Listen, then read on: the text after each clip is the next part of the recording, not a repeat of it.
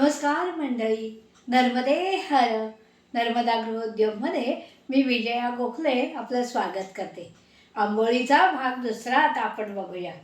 आता सकाळी भिजत घातलेलं पीठ हे असं झालं, थोडं पाणी घालून मी सारखं केलं आणि आता एवढंही पातळ हवं आपल्याला आंबोळी घालायला. तर ह्याच्यापेक्षा पातळही तुम्हाला चालत असेल, थोडीशी मी जाड घालणार आहे आंबोळी, थोडीशी जाड. पण तुम्हाला जर पातळ हवं असेल तर ह्याच्यापेक्षा पीठ पातळ करणार. तर ह्या पिठात आता आपण मीठ घालूया चवीप्रमाणे. आणि ही मिरची मी वाटून ठेवली आहे, मिरची आणि लसूण. 4 लसणीच्या पाकळ्या आणि 2 मिरच्या.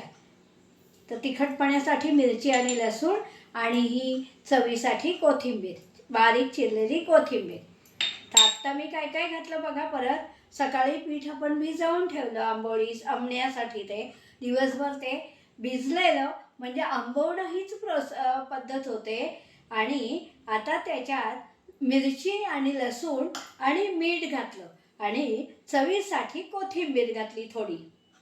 तर आता तवा तापलेला आहे आपला आणि त्याच्यावर आंबोळ्या घालूया.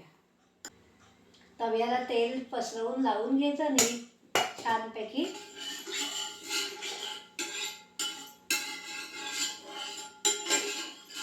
वाफ येते म्हणजे तवा तापलेला आहे.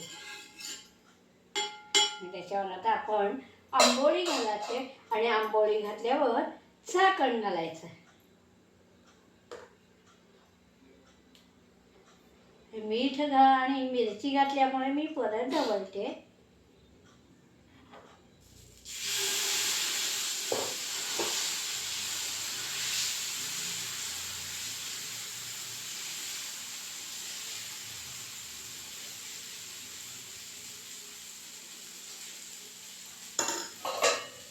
थोडा वेळ झाकण ठेवूया. असं बाजू कडा सोडवून घ्यायच्या.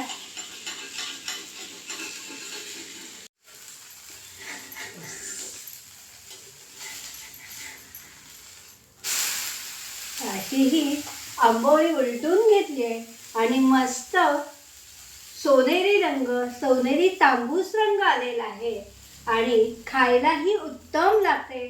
तुम्हीही करून बघा आणि कशी झाली आंबोळी ते जरूर कळवा. आणि हे चॅनलला सबस्क्राईब करा, शेअर करा, लाईक करा. ही आंबोळी पौष्टिक, बाळंतिणीला उत्तम असते. पहिले बाळपणात 10 दिवस नाश्ता काय द्यायचा, तर ही आंबोळी आपण देऊ शकतो. आणि अशी ही आंबोळी खायलाही सुरेख सुंदर लागते आणि तुम्ही जरूर करून बघा ही आंबोळी. नमस्कार. नर्मदे हर. विजया गोखले.